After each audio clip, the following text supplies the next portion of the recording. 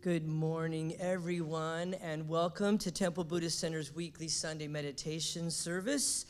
My name is Victor Doherty, and I am honored to be of service this morning. We hope that our service today finds each and every one of you happy and healthy. But please know that if you are struggling in any way, we hope that Temple Buddhist Center can be a source of refuge and strength for you as we open our hearts to you and to your loved ones. So let's begin this morning with some conscious breath work. Conscious breathing is where you seal the mouth, breathe deeply through the nose, hold that breath for a few moments, and then release slowly so that the exhale is longer than the inhale. Let's begin. Holding that breath for a moment, feeling the fullness of the lungs, and releasing slowly.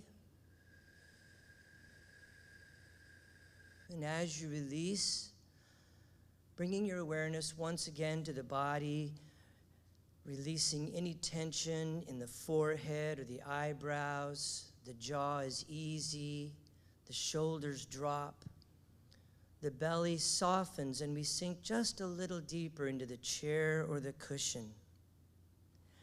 And a second conscious breath together.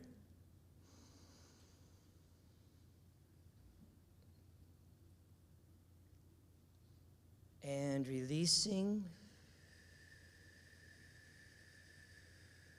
And as you release, giving yourself full and complete permission to unplug from that energy of going and doing and striving and efforting, as together in Sangha, we cultivate the energy of simply being.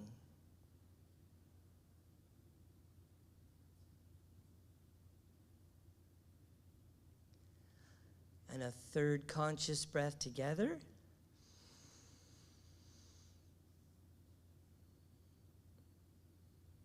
And releasing.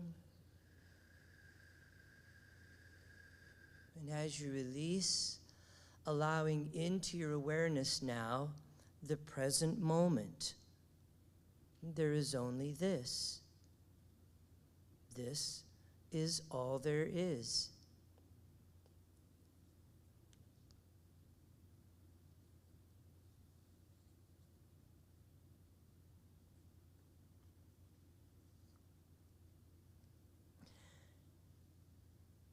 And so here at Temple Buddhist Center, we like to begin our services with a little bit of chanting. Chanting is an integral part of every tradition. Chanting is not about being a singer, it's about having a voice. It is about a deeply devotional expression of what is sacred within you and sharing that with the world. And it's also an opportunity to share not only our energies, but our voices together. Our chant this morning is Buddham Saranam Gacchami. Oh, sorry, it looks like I've got a typo up there.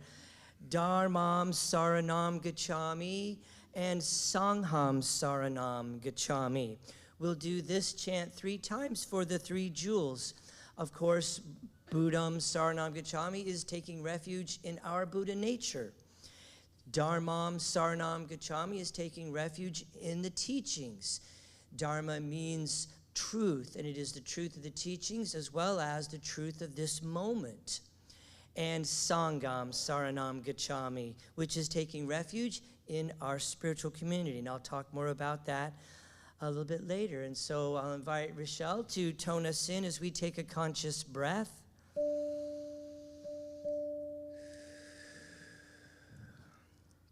Together. Buddham Saranam Gacchami, Sangham Saranam Gacchami, Dharmam Saranam Gacchami. All 3 again, in order this time. Buddham Saranam Gacchami, Dharmam Saranam Gacchami, Sangam Saranam Gacchami. Again. Buddham Saranam Gacchami. Dharmam Saranam Gacchami. Sangam Saranam Gacchami.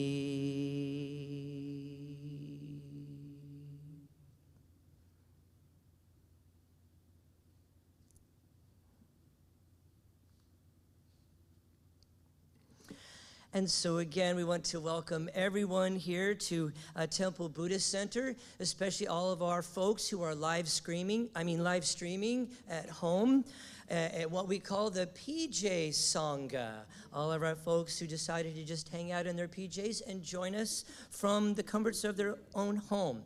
And just a quick reminder also that we do have tissues, we have throat lozenges if you got like a tickle in your throat. We've also got the Dana boxes and the torture devices. The listening devices are back on the altar there. So anything that you might need, we hope that you will take advantage of that. Here at Temple Buddhist Center, we practice Western Buddhism. Western Buddhism is a blend of Eastern philosophy and Western psychology. And this new and exciting form of spirituality is active, it is inclusive, it is dynamic, and it is growing and changing with us as we learn more through science and all the different sciences, as we learn more about this changing human condition. Our goal here at Temple Buddhist Center is not to get everyone to agree on a specific lineage or philosophy or sect of Buddhism, but rather it is on a shared experience of mindfulness, oneness, and love. Whether we are chanting together, sharing from the heart, or spending time in noble silence, we respect that you will participate at a level that is comfortable for you. We take refuge in the three jewels, as I mentioned earlier with our chant, and acknowledge these core values as expressions of the awakened mind, the Buddha, the Dharma, and the Sangha. We value awareness of our Buddha nature, as well as the Buddha nature of all beings, bringing a fresh, new perspective to each and every encounter. And the second jewel is the Dharma, the truth teachings that release us from fear and illusion and help us to realize the true nature of who we are. And of course, Sangha, the third jewel, our spiritual community, an essential part of growth where we come together to help each other with the practice and to support each other along every step of the path.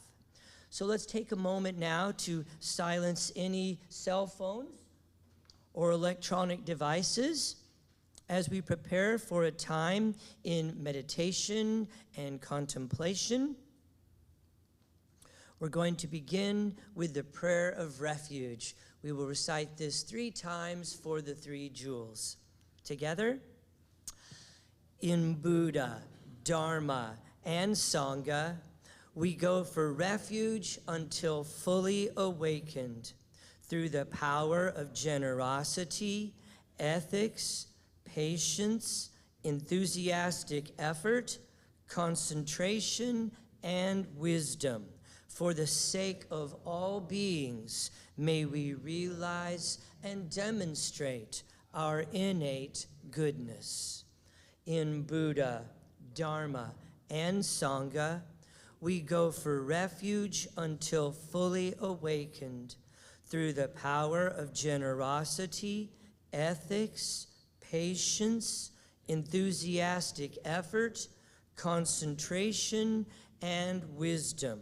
For the sake of all beings, may we realize and demonstrate our innate goodness. In Buddha, Dharma, and Sangha, we go for refuge until fully awakened through the power of generosity, ethics, patience, enthusiastic effort, concentration, and wisdom. For the sake of all beings, may we realize and demonstrate our innate goodness.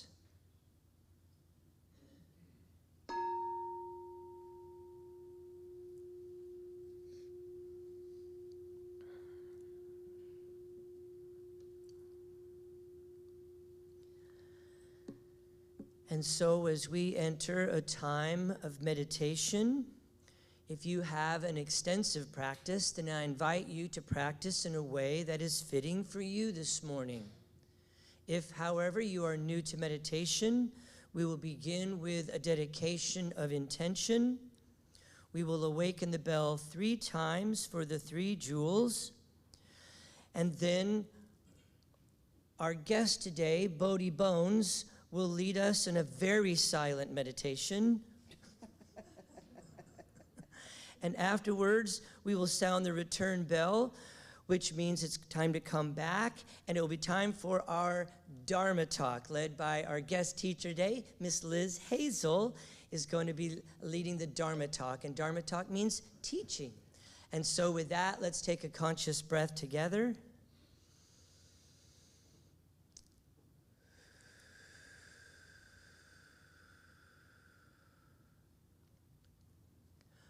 Body, speech, and mind, in perfect oneness.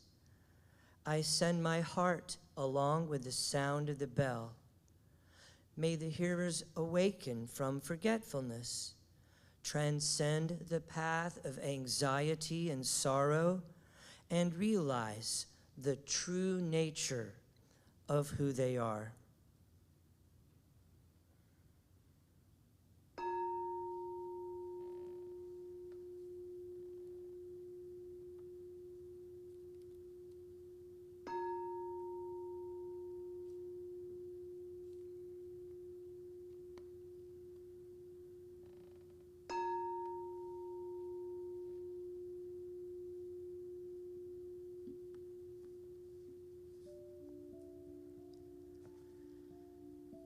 And as the sound of the bell recedes,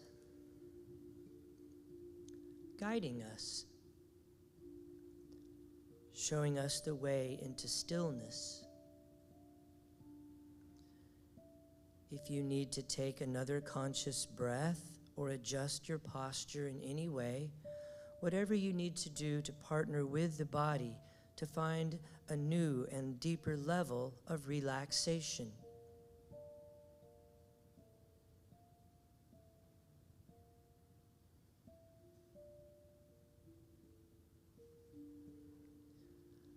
And as the breath settles in to its natural flow, its natural rhythm,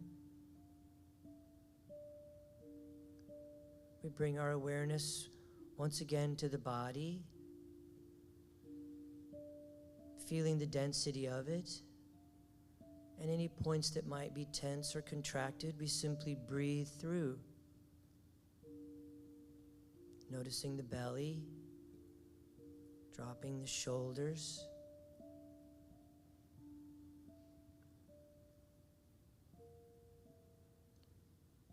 And so connected to the breath, the body is easy and light. We can bring our awareness to awareness itself, noticing when the mind becomes aware of a sound, perhaps in the room or out in the hallway, or noticing when the mind becomes interested in a sensation like an itch or an ache or a tummy rumble, or perhaps when the mind has grasped a hold of a thought or even a string of thoughts. All these things come and go.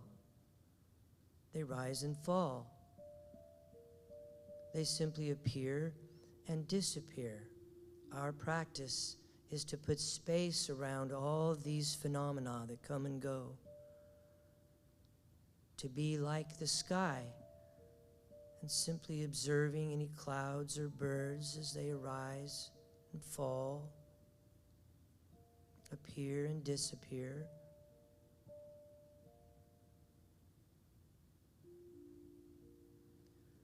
Our practice is to simply rest in pure awareness.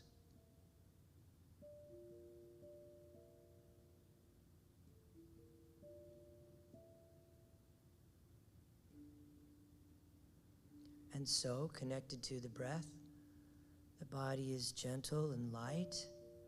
The mind is clear, yet receptive to whatever arises. And the heart is open. We can move more deeply into our meditation.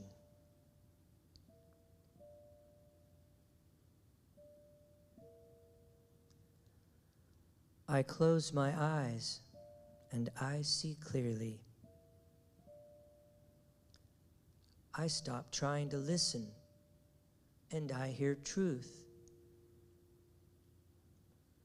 I am silent, yet my heart sings. I seek no contact and find union.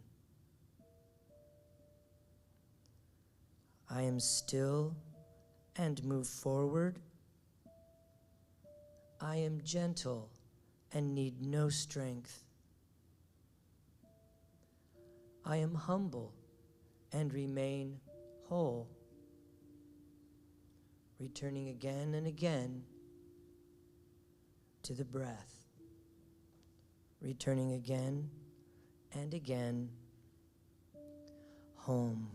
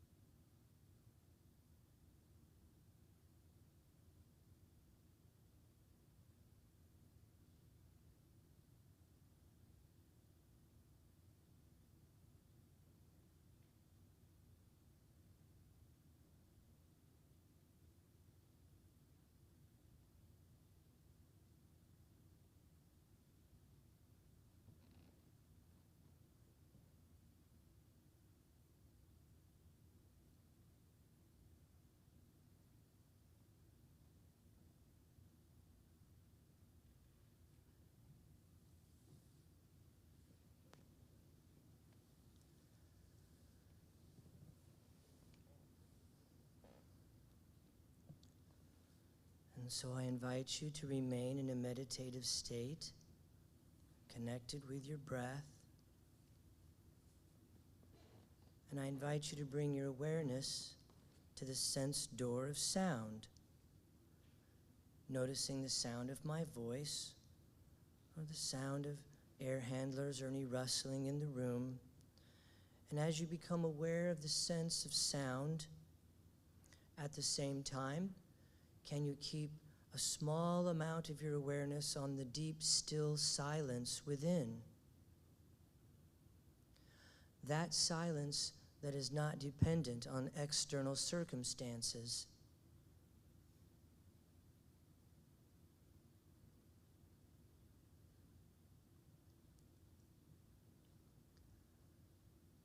Next, I invite you to bring your awareness to the sense door of touch as you notice the feeling of your clothing upon your skin, or the feeling of the chair, the cushion beneath you. As you become aware of material and matter and form, at the same time, can you keep 5% of your awareness on that which is formless? In other words, can you be aware of awareness itself? Be the knower, not that which is known.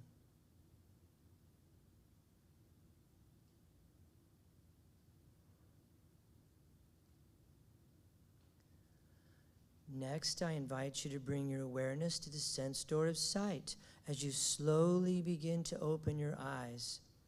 Just letting in a little bit of light, not focusing hard on anything, just letting the objects come to you. And as you become aware of walls and floor and chairs and people and things, at the same time, can you also be aware of the space around them? The space in and through them. Can you sense the space in this room?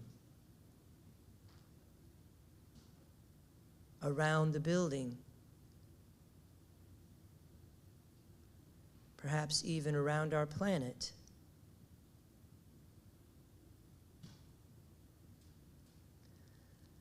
And next, I invite you to bring your awareness to the breath as we take a conscious breath together.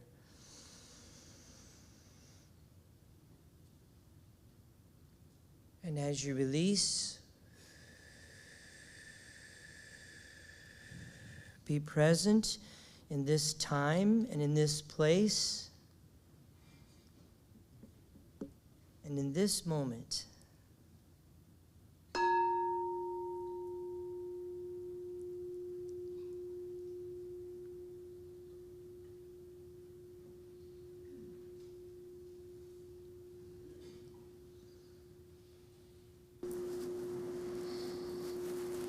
Good morning. I am grateful to be here today. For those of you that I haven't met, my name is Liz Hazell. I am the social media content creator and website manager for TBC. And I've been practicing meditation for about 12 years. I thought since tomorrow is Halloween that it would be fitting to talk about impermanence. And Bodhi Bones there is the embodiment of that concept. Sorry. So many of you know that I work for a local botanical garden. I have always loved plants and being in nature. And even as a kid, I preferred climbing trees to just about anything else. If you couldn't find me, I was probably in a tree, reading a book or writing a story. Oddly enough, I am really terrible at houseplants. I cannot keep them alive. But growing things outside, I do pretty well. And I attribute some of that fact to the fact that I came from a long line of farmers. My great-grandparents on both sides were farmers. And my dad's folks grew up near Seneca, Kansas, and both were descendants of German immigrants. My grandfather had 15 brothers and sisters. And he quit school in the 8th grade so he could work on his family's farm, which I guess in 1915 wasn't unusual. So it really shouldn't be a surprise that I love getting my hands in the dirt, because it's probably in my DNA. And I have 7 gardens right now at my home. I have a meditation garden, a rock garden, 2 vegetable gardens, a rain garden, and 2 different pollinator plots. So the story I'm about to tell you is about 2 of those different gardens. So as I mentioned in another Dharma talk, the house behind us recently sold.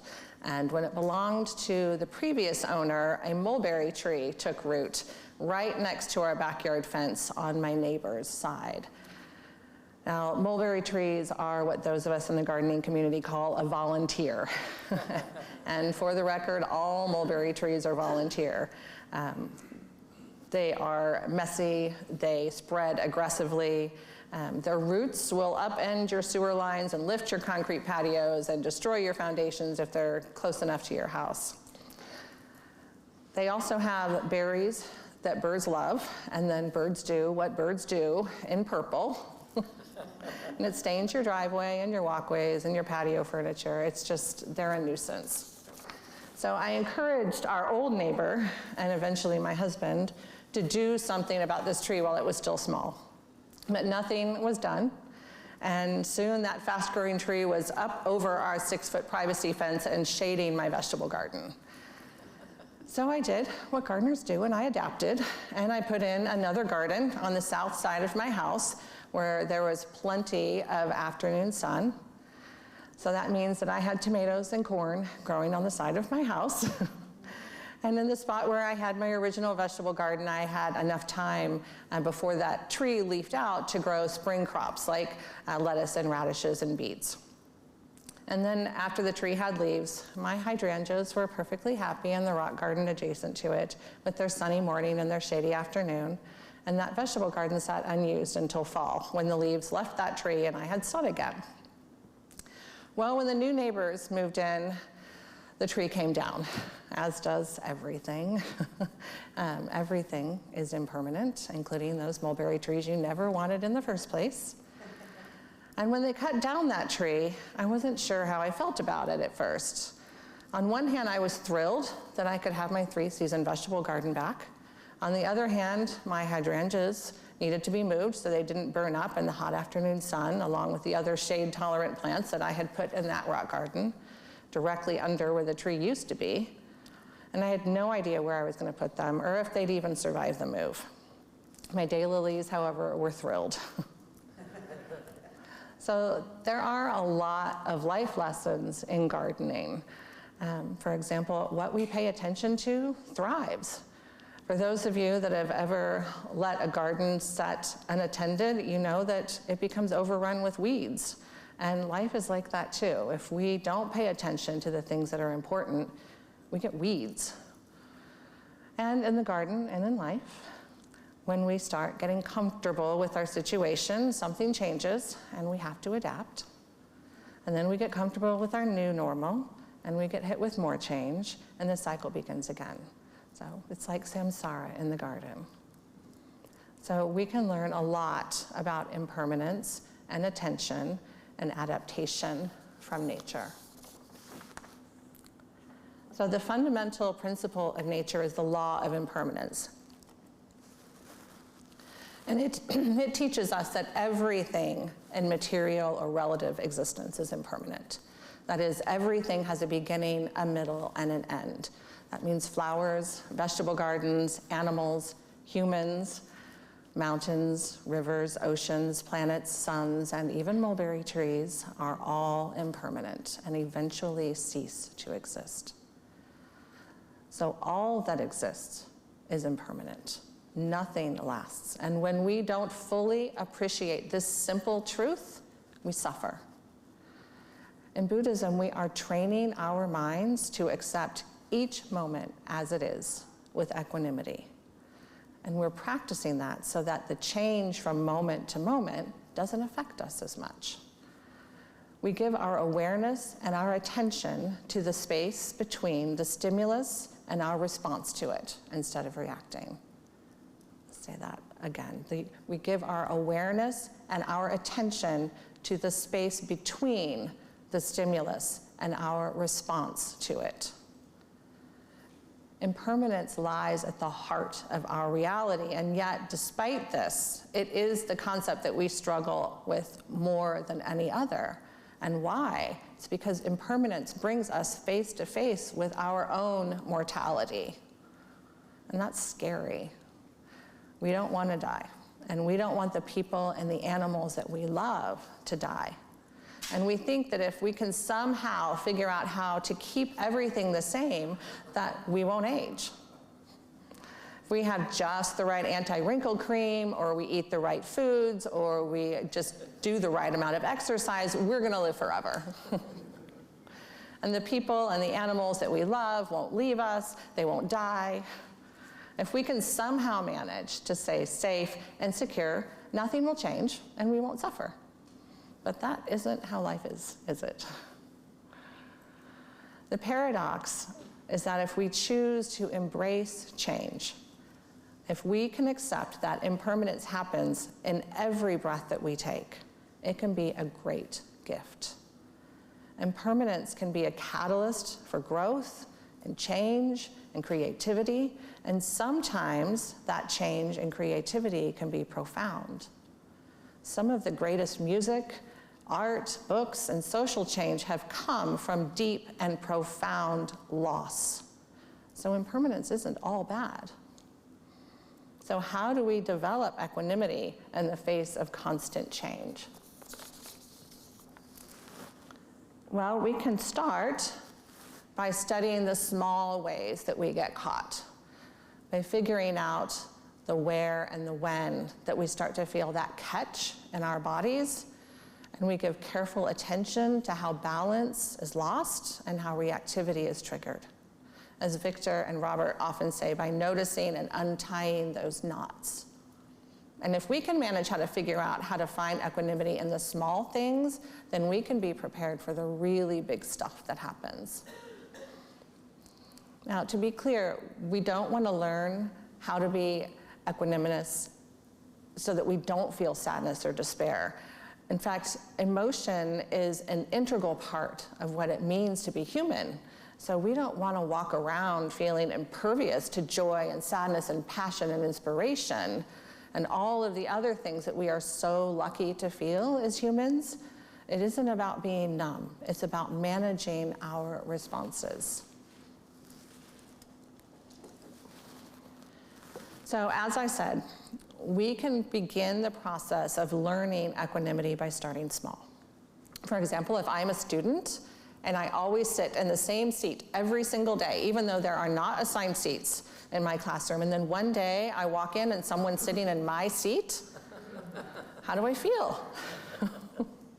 That might even happen here from time to time, because many of you choose to sit in the same seat or the same area, and you know, how does it feel when someone is sitting in what you think is your seat? Does it make you uncomfortable? You know, do you ask them to move?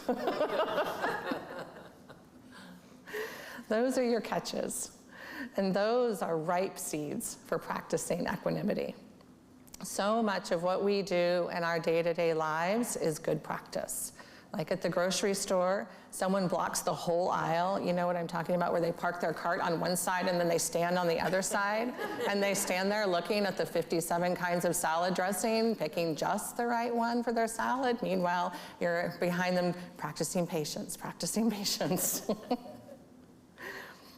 Or maybe someone cuts in front of you in line during lunch, and they order for your whole office or their whole office, and then you're late getting back to your desk. Or maybe you loan your favorite sweater to a friend and she returns it with a hole or a stain and makes it unwearable. Are you feeling those catches in your bodies? I know that I am. So you see, impermanence and developing equanimity to impermanence is more than mountains withering away over millions of years. It's having a steadiness of mind and developing awareness when we feel those catches or knots in our bodies and responding to them with kindness and love and inquiry and acceptance instead of resistance, and breathing through them. It begins with being mindful of how our bodies feel when something that we perceive as unpleasant is happening to us. Why do I feel upset when someone is sitting in my seat? Why do I feel attached to that particular spot? Why is it uncomfortable for me to sit elsewhere or to give up my routine? Why do I get upset when someone's blocking the aisle at the grocery store? Is it because I think they should notice me and move out of the way? Why do I expect them to be awake enough and aware enough to notice me? There's a hint, it's your ego. When we investigate and we're curious about the reactions to the stimuli in our bodies, we're training ourselves to accept the unexpected and to stop grasping at how we think things should be, to respond instead of react to outside stimulus, just as nature does. Nature doesn't get upset when conditions change. It adapts, it responds, it evolves. So in the garden, things grow and then die. And we hope for success. And sometimes if the soil conditions and the weather is right, we win. Last year's crop of cherry tomatoes was definitely a win. And sometimes, despite our best efforts, things wither. This year we had flooding spring rains followed by scorching summer heat and then a historic drought. I had maybe 5 or 6 pathetic tomatoes from the 7 plants that I'd put in the ground last spring. And we may try again and again, thinking if we just nudge this a little or we change that we can fight against nature and maybe have something grow where it's not inclined to grow. Spoiler alert, you really can't beat nature. And if you do, it's short-lived. So our best approach in the garden and in life is to practice equanimity and accept things as they are and not as we wish them to be. To accept the scorching sun and the drowning rains and the late spring freezes and the early fall heat waves and the mulberry trees that force us to abandon our original plans and find a new place to grow. Thank you for sharing your practice with me.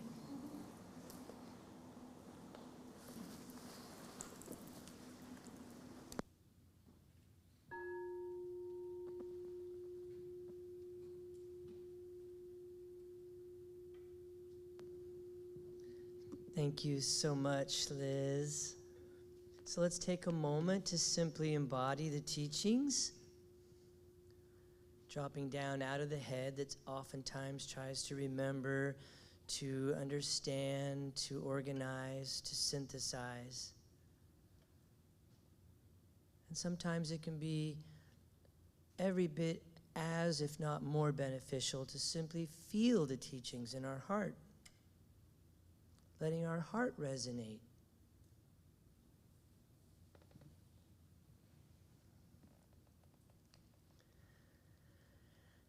And so as we transfer now into a time of heart practice or loving kindness practice, it is not uncommon to make a shift in your posture or stretch or adjust in any way as we move into loving kindness or metta practice.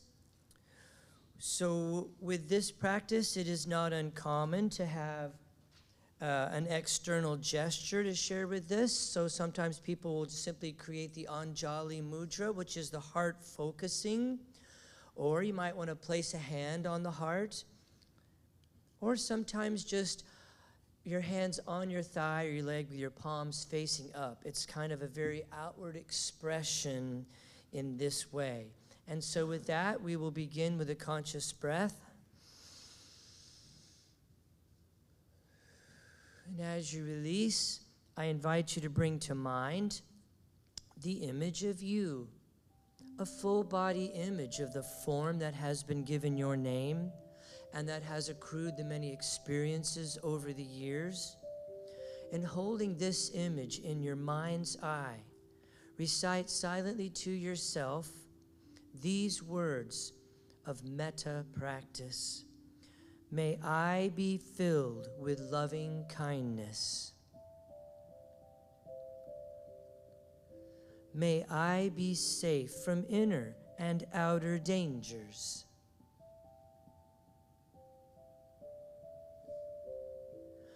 May I be well in body and mind.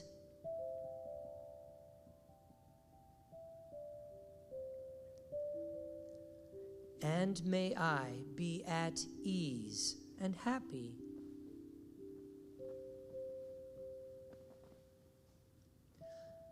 Conscious breath.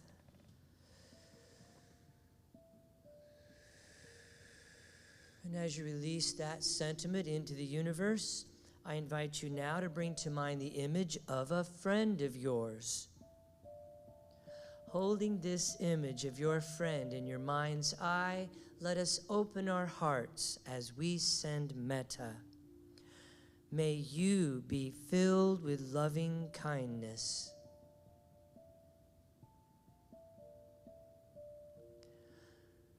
May you be safe from inner and outer dangers.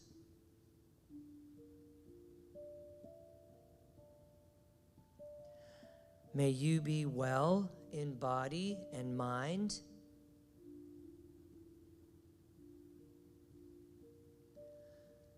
And may you be at ease and happy.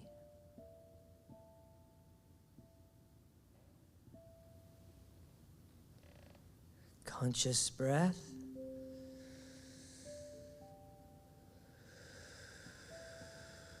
And as you release that sentiment into the universe, I invite you now to bring to mind the image of an acquaintance. Perhaps someone new in the Sangha or new at work. Perhaps a new classmate or a neighbor, or even a clerk or a cashier from the week.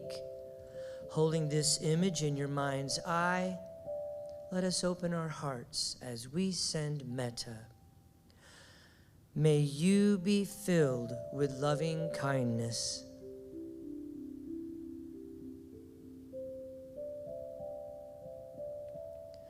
May you be safe from inner and outer dangers.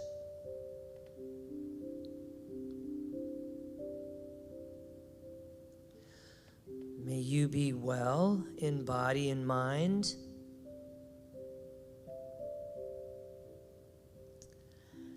And may you be at ease and happy.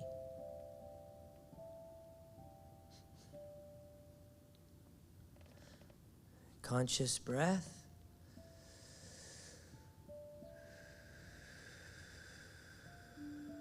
And as you release that sentiment into the universe, I invite you now to bring to mind the image of a difficult person in your life, a challenging person.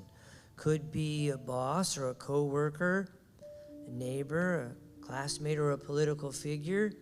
And holding this image in your mind's eye, let us open our hearts as we send metta. May you be filled with loving kindness.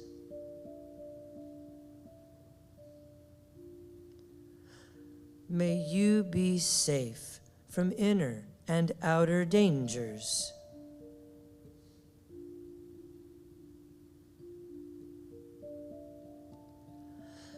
May you be well in body and mind.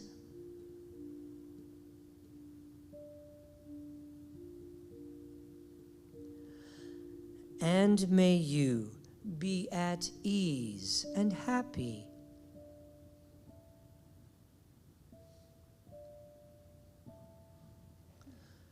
Conscious breath.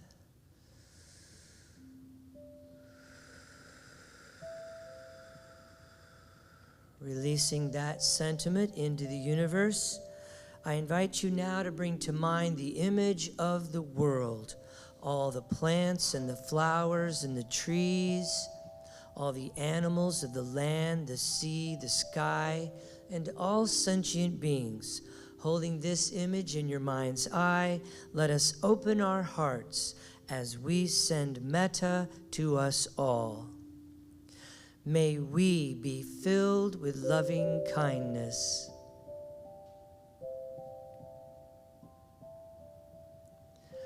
may we be safe from inner and outer dangers.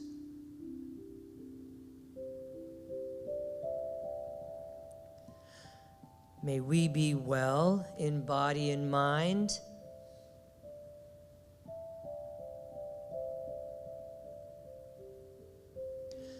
And may we be at ease and happy.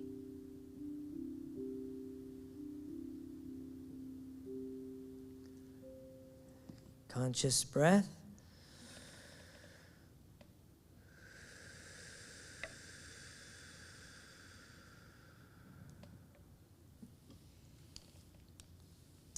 And in the true spirit of Dana, the Buddhist practice of generosity, temple services here are given freely.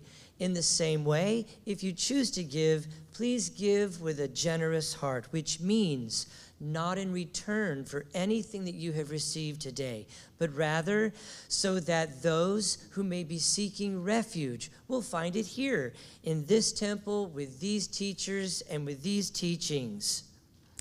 And we also, and the Dana boxes are located at the back of the meditation hall. And we take a moment to let our hearts fill with gratitude for all of our amazing ambassadors, those folks who have committed themselves to regular monthly electronic giving. It's not about the amount, it's just that the regular monthly giving helps us to set a budget here at TBC. If you'd like to become an ambassador, simply stop by our website, templebuddhistcenter.com, and click on the Love Offering button. And also letting our hearts fill with gratitude for all of our wonderful volunteers. So many folks who help us each and every day to help create more programming, classes, workshops, retreats, all of these things to help our community to stay engaged, to stay connected with each other, and to continue deepening their practice. Also, thank you so much to Rochelle for your wonderful music and for wearing your Halloween shirt. Thank you, Eric, for all your efforts and with all of our media magic. And thank you so much, Liz Hazell, for your wonderful talk and everything that you do to help Temple Buddhist Center. She works so hard helping us keep our digital world alive and vibrant and up to date, and also helps me with all my spelling errors. And especially thank you to each and every one of you for sharing your heart and your practice and your presence with all of us here at Temple Buddhist Center. We certainly are the better for it. And so as we prepare to end our time together, wait a minute, I'm almost through, everybody. We will recite the Bodhicitta dedication together. Together, may the pure, brilliant sun of Bodhicitta dawn in each and every heart and mind, dispelling the darkness of suffering and confusion unstoppably until all are illumined and awakened. And with our hands together in front of our hearts, as we go forth now from this place, entering each moment in innocence, guided by the wisdom of our hearts. And as we open our hands, open our eyes, shine our light into the world. Namaste.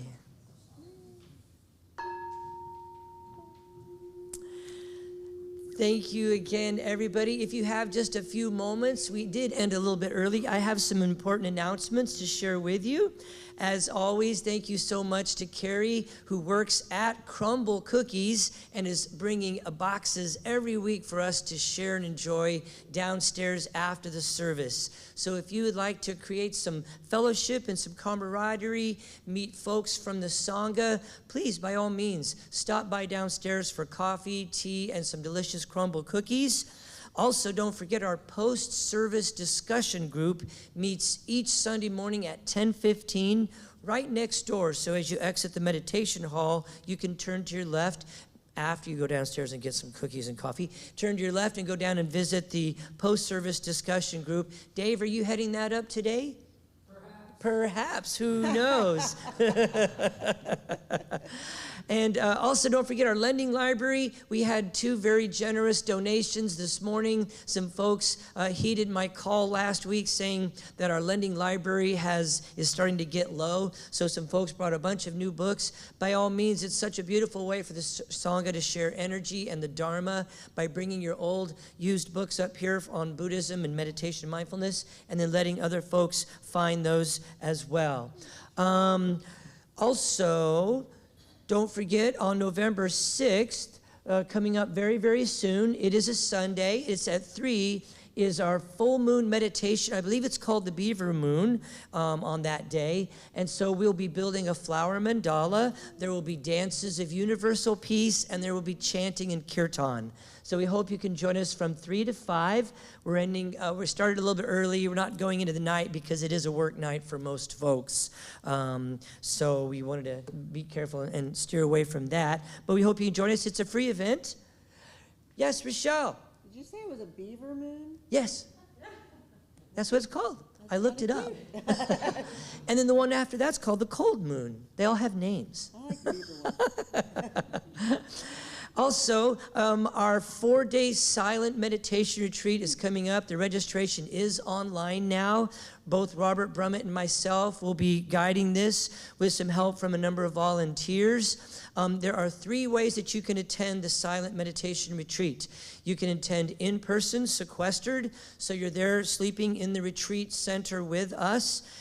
Or you can also commute, which means you come in the morning and you go home at night, or you can also join us virtually. All of this is available on our website, templebuddhistcenter.com.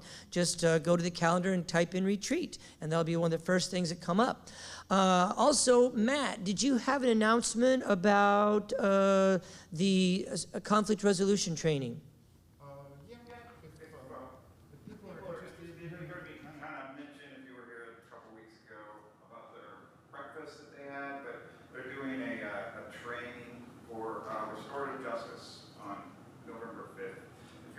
And learning more about what that is, you can sign up on this little email list out there. I can shoot you a link and stuff like that. It's a pretty cool service, and it's free. It's a cool opportunity. And thank you so much, Matt. We had a great turnout to the Center for Conflict Resolution breakfast, and I had a picture of it someplace, and I was going to try to put it up there, but I forgot. I'll find it. And also, I'll leave this up here for you so that you guys can take a picture of it with your phone. And one final thing, thank you so much to Karen. Karen remembered that this is Victor's 5-year anniversary with Temple Buddhist Center as director. I started back in 2005 with my teacher, Ben Worth. Back then it was called the American Buddhist Center, and it has since become Temple Buddhist Center. And so Karen gave me a very nice little journal and a lovely card. So congratulations to TBC, and thank you everyone for 5 awesome, amazing years. Our little community is really growing, thriving, and just becoming an amazing thing. So thank you all. And as you go into your day, I wish you peace, blessings, and happy Halloween. If you want to take a selfie with Bodie Bones, I'll bring him back out.